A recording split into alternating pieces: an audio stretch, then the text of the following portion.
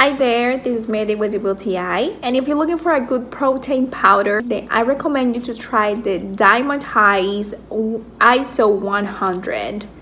I've been trying different protein powders in the past, and they say they're 100% whey isolate, and still my stomach feel bloated and I feel sick after having it. So I was trying to find something that really works. I tried different ones, including plant-based, and still didn't feel great.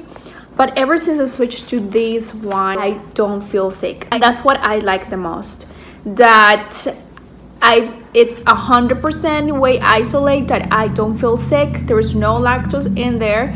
So I don't have that bloated sensation after taking it. And it's been working great for me.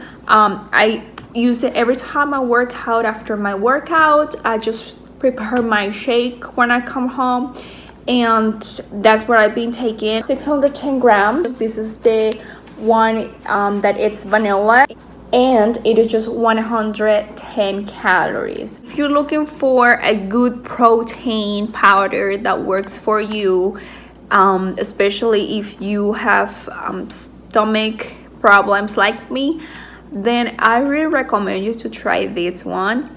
But this is just my point of view.